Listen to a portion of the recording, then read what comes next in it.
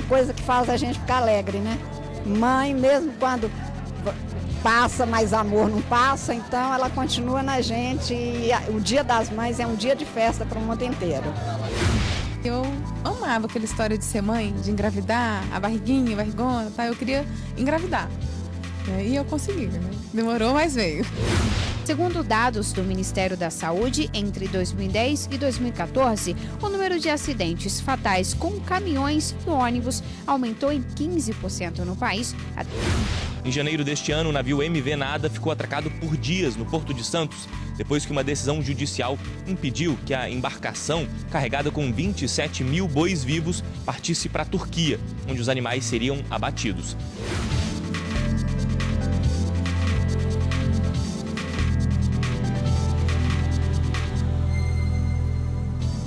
Olá, boa noite. O Tribunal Superior Eleitoral negou liminar ao Partido dos Trabalhadores, que tentou garantir a participação de uma pessoa para falar em nome do ex-presidente Luiz Inácio Lula da Silva em eventuais debates com pré-candidatos à presidência da República. O PT alega que as empresas de comunicação deixaram de convidar o ex-presidente Lula para entrevistas entre pré-candidatos por causa da prisão dele no dia 7 de abril. Lula está detido na sede da Polícia Federal em Curitiba, no Paraná, após condenação a 12 anos e 1 mês por corrupção e lavagem de dinheiro, no caso do triplex do Guarujá. Ainda de acordo com a legenda, Lula é líder nas pesquisas de intenções de voto e que o tratamento isonômico seria desrespeitado, o que está previsto em lei para todos os concorrentes. Segundo a decisão do ministro Og Fernandes, não há lei que garanta a participação do representante de um pré-candidato em debates ou ciclo de entrevistas. O magistrado afirmou ainda que essa não é uma situação de urgência, por isso a liminar não foi concedida. De acordo com a decisão do ministro, é a primeira vez que o tribunal tem esse tipo de solicitação e o plenário do TSE também vai se manifestar sobre o assunto. E no Supremo Tribunal Federal, o ministro Edson Fachin negou seguimento a novo pedido do ex-presidente Luiz Inácio Lula da Silva contra a execução provisória da pena. No recurso, entre as alegações, os advogados de Lula sustentaram que a execução antecipada da condenação configura constrangimento ilegal, mas o ministro do STF discordou dos argumentos. A exportação de animais vivos para o abate fere a Constituição, é uma prática violenta e deve ser proibida. Esse é o entendimento do Ministério Público Federal, que pede a revalidação de uma liminar que impediu a saída de carga viva de todos os portos brasileiros. Um ato de crueldade que deve ser proibido. Foi assim que definiu o Ministério Público Federal sobre a exportação de animais vivos para serem abatidos no exterior. Para o MPF, essa prática viola a Constituição e, por isso, enviou um parecer à Justiça Federal defendendo a proibição. Em janeiro deste ano, o navio MV Nada ficou atracado por dias no Porto de Santos, depois que uma decisão judicial impediu que a embarcação, carregada com 27 mil bois vivos, partisse para a Turquia, onde os animais seriam abatidos. A decisão foi derrubada no começo de fevereiro e o navio seguiu viagem. No parecer, o Ministério Público alega que o transporte e comércio de animais vivos é uma parcela muito pequena do agronegócio brasileiro e, por isso, não causaria um impacto significativo à economia. O MPF reforça que essa prática desrespeita não só a Constituição brasileira, mas também a Declaração Universal dos Direitos dos Animais da Unesco. O Superior Tribunal de Justiça decidiu que a dona de um apartamento deve indenizar o condomínio por ter causado estragos no elevador durante mudança.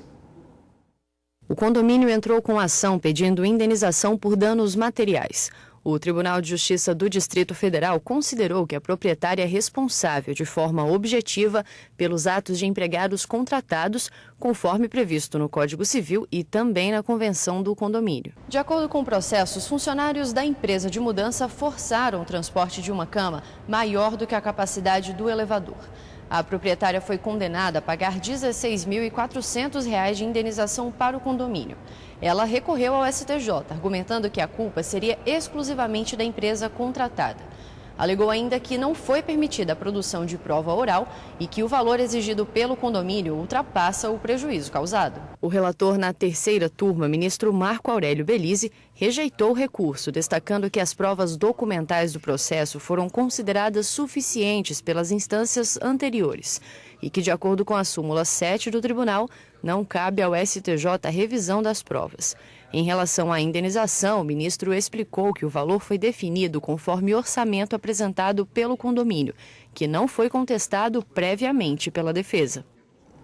O Tribunal Superior do Trabalho condenou uma empresa de tecelagem no interior de São Paulo a pagar indenização a uma empregada que teve uma fratura ao tropeçar em um remendo feito no piso da empresa. Por causa do desnível causado pelo remendo mal feito, a tecelã escorregou e fraturou o cotovelo. A mulher entrou na justiça pedindo indenização pelos danos causados. O processo foi analisado pela 6ª turma do TST. Para a relatora, ministra Kátia Magalhães Arruda, não se trata de um caso que acontece de forma eventual, mas sim algo previsível que poderia ter sido evitado se a empresa tivesse levado em consideração as normas de segurança do trabalho. A ministra lembrou que a segurança no ambiente de prestação de serviço engloba a regularidade do piso, que, mantido com desnível, autoriza presumir a culpa da empresa, que assumiu o risco de que a integridade física dos empregados fosse atingida. Os ministros reconheceram os argumentos apresentados pela profissional e condenaram a empresa a pagar as indenizações por danos morais e materiais. A 6ª turma determinou o retorno do processo para o TRT de origem, para que seja feito o exame das provas e sejam definidos os valores a serem pagos. Há 5 meses das eleições, mais de 8 milhões de brasileiros procuraram os cartórios eleitorais para fazer a inscrição eleitoral, transferir ou atualizar os dados do título. Em 60 dias, o Brasil ganhou 1.800.000 novos eleitores, que vão votar pela primeira vez. Já a transferência de domicílio foi solicitada por mais de 1,5 milhão de eleitores. E quase 5 milhões atualizaram dados, incluindo a troca pelo nome social de travestis e transexuais e o atendimento especial para pessoas com deficiência ou mobilidade reduzida. Agora, esses serviços estão suspensos até o fim do segundo turno das eleições. Maiores de idade que não fizeram alistamento eleitoral não vão poder votar. E não é só isso. As consequências são essas previstas em lei, genericamente falando, matrícula em universidade pública, tomar posse em cargo público, tirar passaporte. Tem algumas restrições para aqueles que não estão quites com a Justiça Eleitoral. A segunda via do título eleitoral ainda pode ser solicitada nos cartórios, mas há outra alternativa, mais simples até, é só baixar o e-título. 85 mil pessoas já pediram a segunda via do título de eleitor em papel e 3 milhões no aplicativo. O prazo para isso é de 10 dias antes do pleito. Com o e-título, o eleitor também consegue a certidão de quitação eleitoral, além da certidão de crimes eleitorais. A regularização da situação eleitoral causou uma corrida aos cartórios no dia 9 de maio. Serviços que poderiam ter sido feitos antes, mas que o eleitor deixou para a última hora. E no próximo bloco, saiba mais sobre a reprodução assistida. Eu amava aquela história de ser mãe, de engravidar, a barriguinha, a barrigona, tá? Eu queria engravidar. E eu consegui, né? Demorou, mas veio.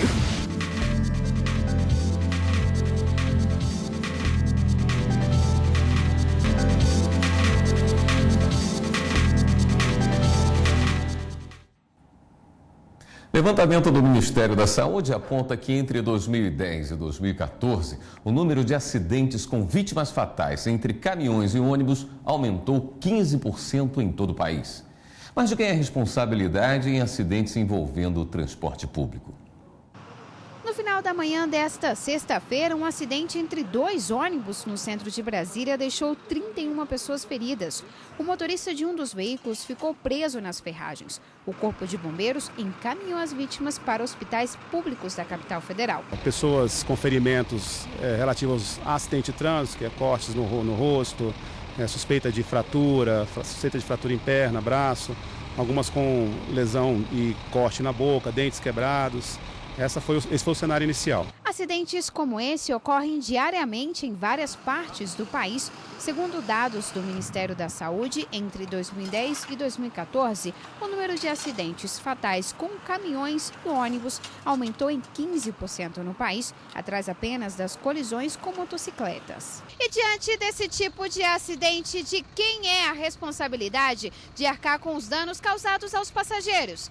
A legislação brasileira diz que a empresa que recebe a concessão para operar linhas de transportes públicos deve indenizar as das vítimas do acidente, inclusive sendo culpada ou não. Ainda que a empresa venha alegar que o motorista passou mal, que o motorista teve, vamos supor, no extremo, um infarto, não. Houve uma ação praticada por um agente dessas concessionárias, será o suficiente para que a pessoa demande com base na responsabilidade civil objetiva. O advogado também explica: quem passar por uma situação como essa pode procurar diretamente a empresa. A vítima, nesses casos, pode recorrer diretamente à empresa causadora do dano, demonstrando o que teve de sofrimento, o que teve de despesa, e aí poderá solicitar auxílio para a empresa, e a empresa extrajudicialmente poderá prestar esse auxílio e quitar as suas obrigações com aquela vítima.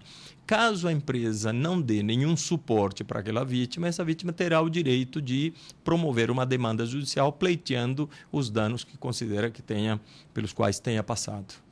Na Paraíba, a Comissão das Metas Nacionais do CNJ trabalha para operacionalizar o cadastramento de processos de feminicídio. O assunto foi proposto em reunião do Conselho com foco nas metas do ano que vem. Já foram pré-definidas algumas importantes diretrizes para o cumprimento das metas voltadas para 2019. Nós vamos colocar no ar uma pesquisa, certo? Uma consulta pública para servidores, magistrados e público em geral, para que eles deem sua opinião a respeito das metas, né? Da continuidade das metas e das propostas que já foram colocadas, inclusive em pesquisas anteriores. Renata Gregório destacou também quais as entidades e órgãos que deverão ser oficiados para participar da consulta pública. O Ministério Público, a OAB, a MPB, todas essas entidades elas vão ser oficiadas para que também respondam a esse questionário, para que a gente possa consolidar todas as propostas e todas as ideias. A juíza coordenadora da Mulher em Situação de Violência Doméstica e Familiar do TJPB e gestora da Meta 8, Graziela Queiroga Gadelha, relatou a necessidade em operacionalizar o cadastramento de processos relativos a feminicídio, que ainda não estão tipificados como tal. Já fomos atendidos pela Corregedoria Geral, nossa Corregedoria, e já foi editado um provimento onde foi instituído uma tarja rosa para que os processos de feminicídio possam ser identificados, tarjados e assim facilitar nessa correção de dados, de números, bem como fazer com que os magistrados, os servidores, todos possam ter uma atenção diferenciada para os processos envolvendo morte violenta de mulheres. Um importante aliado da Justiça do Trabalho é o serviço da ouvidoria. No TRT da Bahia, a ouvidoria atua como um elo da justiça com a comunidade. Dona Marisete e seu Carlos não sabiam como estava o andamento dos processos na Justiça do Trabalho.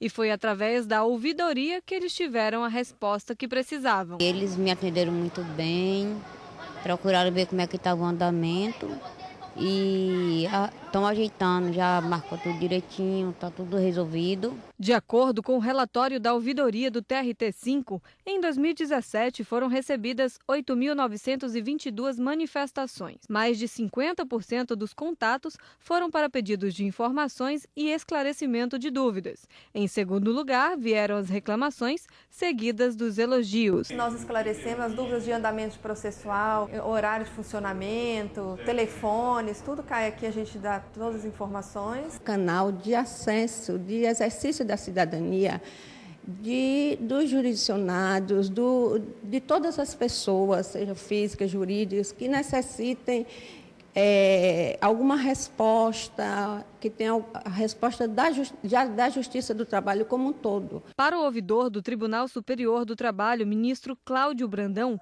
o papel da ouvidoria vai além do registro de dados.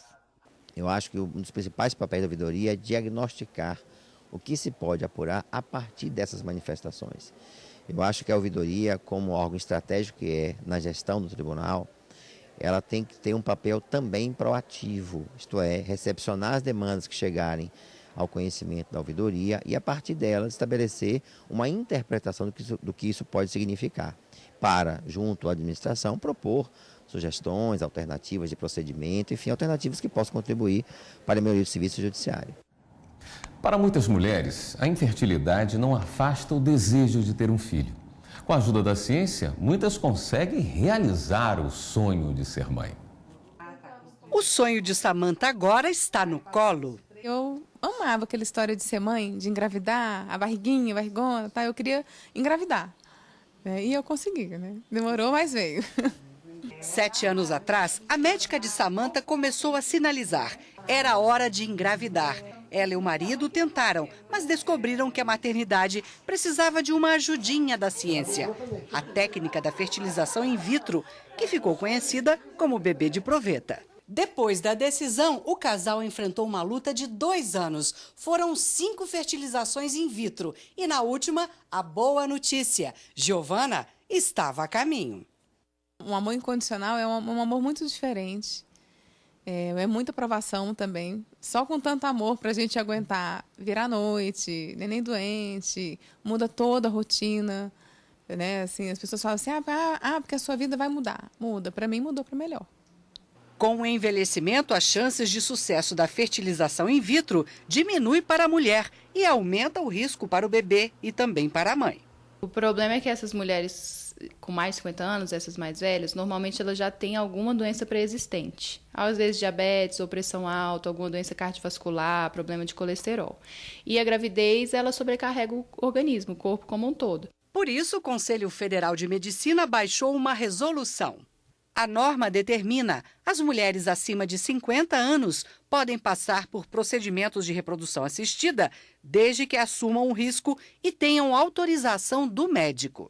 Os óvulos eles vão diminuindo tanto a quantidade quanto a qualidade. E a qualidade é o que vai mais interferir na taxa de sucesso. Esses óvulos de mulheres mais velhas acabam tendo uma alta taxa de defeito genético quando vai formar um embrião. E aí, com isso, ele não consegue se implantar ou então, mesmo que tenha implantação, pode acontecer um aborto. Aos 42 anos, Samanta não quer que Giovana seja filha única. Ela tem 2 embriões congelados. Quem sabe, né? Convencer o papai agora. Esperar passar a fase do cansaço para amadurecer a ideia e aproveitar, né?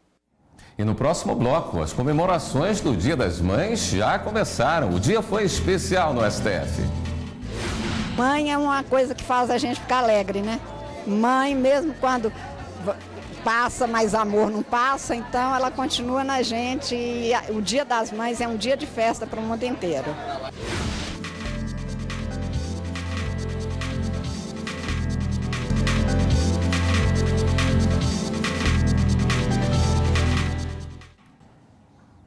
Uma comemoração do Dia das Mães humana e divertida. Profissionais do Hospital de Santa Maria, cidade a 30 quilômetros de Brasília, criaram uma forma lúdica para incentivar a amamentação e melhorar o astral das mamães que têm bebês internados na UTI. Ser mãe é a melhor coisa do mundo. É um sentimento assim que não tem como você explicar. É maravilhoso, é tudo. É o sentimento de amor que faz Anne Cleide ter força e disposição para enfrentar a difícil rotina da UTI em que sua filha está internada há 11 meses.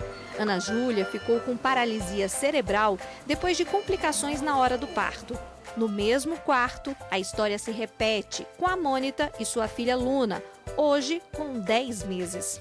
Ela teve uma asfixia durante o nascimento dela, que faltou oxigenação no cérebro, e isso lesionou o cérebro dela em várias partes, e hoje em dia ela tem paralisia cerebral. Além da assistência médica, as mães contam com apoio psicológico e uma equipe que incentiva a amamentação, mesmo em casos mais complicados. A gente auxilia a colocar no colo, aí dali vamos um passo a passo, coloca pertinho dela, aí ela já vai tomando a emoção e ela já vai se sentindo mais segura. Aí a gente adequa a pega da mãe, o jeito dela segurar o bebê no colo e a pega do bebê no peito.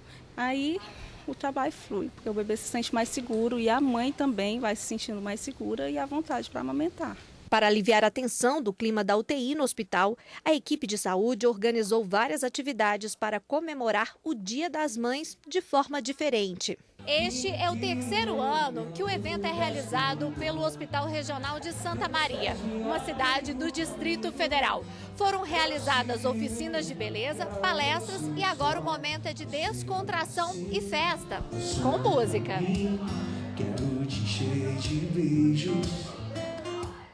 É o período de internação prolongada, os bebês que ficam em terapia intensiva, alguns deles ficam um período de, às vezes, 1 ano, e a mãe esquece um pouco de si. A Semana das Mães, ela surgiu para beneficiar as mães, trazendo para elas benefícios de olhar para si, de voltar a olhar para ela como mulher, como mãe. As atividades ajudam a amenizar a dor das mães que acompanham os filhos internados e também fortalecem o vínculo de afeto. Esse primeiro momento entre a mãe e o filho é um reforço para a vida toda. E a gente sempre vai reforçar esse vínculo para que, para o futuro, essa criança cresça com mais saúde, com mais aconchego, com mais carinho, com mais afeto e leve isso para a vida toda. As mães confirmam os bons resultados. A gente se diverte um pouco, sai um pouco dessa nossa rotina, né?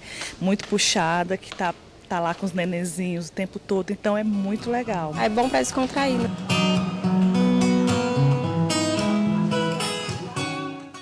Bacana essa iniciativa, né? Hora de dar um giro na rede e conferir as últimas notícias.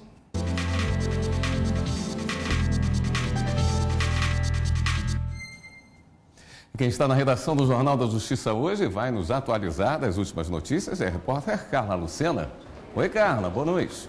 Olá, William. Boa noite para você, boa noite a todos. E vamos então começar o giro de hoje com uma notícia do Supremo Tribunal Federal. O ministro Gilmar Mendes concedeu liminar e decidiu libertar Paulo Vieira de Souza, ex-diretor da Dersa, empresa de São Paulo de infraestrutura rodoviária. Ele estava preso desde o dia 6 de abril, acusado de desviar quase 8 milhões de reais entre 2009 e 2011 de obras públicas no estado paulista.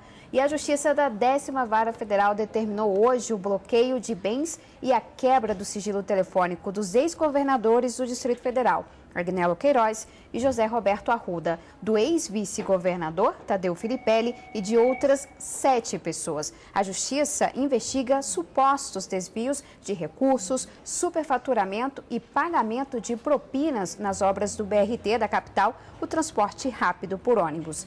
E o presidente Michel Temer assinou hoje o decreto com induto especial às mulheres presas pelo Dia das Mães. O documento ampliou o benefício em relação ao do ano passado e incluiu mulheres transexuais, grávidas e indígenas que estejam presas. O induto vale para quem tenha cometido os crimes sem violência ou grave ameaça e não tenha sido punida com prática de falta grave nos últimos 12 meses dentro da prisão. Eu fico por aqui, todas as notícias do Jornal da Justiça você já sabe, estão lá no nosso site, tvjustiça.jus.br. Volto com você aí no estúdio, William. Obrigado, Carla. A presidente do STF do CNJ, a ministra Carmen Lúcia, teve um encontro diferente hoje no gabinete. Uma iniciativa que deixou muita gente surpresa. Sala de espera da presidência do STF, em vez de autoridades, mães de servidores da casa. A analista judiciária Beatriz Ramos trouxe a mãe Yara e a filha Bianca Tiracolo. E eu queria fazer parte da felicidade dela também, conhecer as amigas, né, as colegas de trabalho dela, o ambiente. Era tanta mãe que uma fila se formou no gabinete. A presidente recebeu todas com um sorriso e um abraço. E elas fizeram questão de registrar o momento. Eu achei o gabinete maravilhoso, ela extremamente simpática e simples. Gostei muito, fiquei honrada com essa homenagem. Às vésperas do Dia das Mães, cada uma levou para casa flores da ministra. Mãe é uma coisa que faz a gente ficar alegre, né? Mãe, mesmo quando passa, mas amor não passa, então ela continua na gente e o Dia das Mães é um dia de festa para o mundo inteiro. Nasci, eu estou no céu. Por hoje ficamos por aqui. Tenha um ótimo final de semana, um feliz Dia das Mães e até segunda.